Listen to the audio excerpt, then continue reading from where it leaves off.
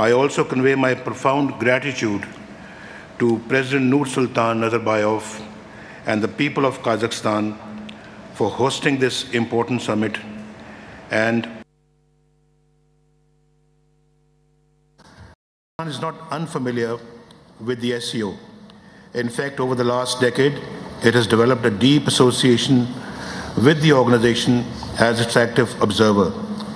We have attended all summits and worked earnestly with SCO's institutions such as its Business Council, Interbanking Consortium, SCO Forum, and Regional Anti-Terrorist Structure. So, in a sense, we come prepared, but we realize that we have a lot to learn from the wisdom of the founding members as we orient our foreign policy in a changing international environment. Mr. President, with SCO members, we share deep historical and cultural ties, as well as strong economic and strategic linkages. SCO's goals resonate with Pakistan's national ethos, and so do the core values of the Shanghai Spirit and the SCO Charter, with our own quest for a peaceful neighborhood. In this context, I welcome the proposal made by President Xi on the need for a long-term treaty of good neighborliness for the next 5 years among SCO members.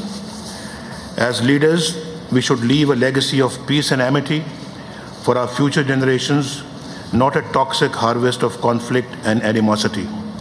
Instead of talking about counterweights and containment, let us create shared spaces for all. Mr. President, I congratulate India for joining the SCO family. Today, in its outreach, the SCO is truly transcontinental. In coming decades, it would serve as a strong link between the Asia-Pacific, East Asia, West Asia, and the Atlantic region. Over the years, the SCO has emerged as a sheet anchor for regional stability. Now it is destined to become a cornerstone of global politics and economics, with economics gaining primacy. The SCO gives us a powerful platform for partnerships to promote peace, build trust, and spur economic development for shared prosperity.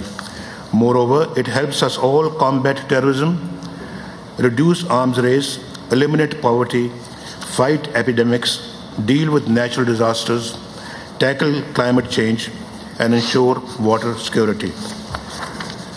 Mr. President, we fully endorse the SCO's resolve to fight the twin evils of terrorism and extremism. Pakistan has fought its own fierce war against international terrorism and violent extremism, and with the grace of God, we have been able to turn around the security and economic situation in our country. The SCO's expansion takes place at an opportune time as the Belt and Road Initiative transforms global economic landscape, and in Pakistan, we are diligently implementing the China-Pakistan Economic Corridor, which is a flagship of the BRI.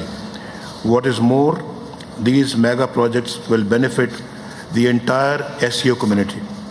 Mr. President, we attend this summit with the confidence that we would be able to change the world for the better. The SCO's enormous potential and proven competencies, as well as by leveraging the strong political will of the nations represented in the SCO. Pakistan stands ready to contribute to this collective endeavor. Thank you.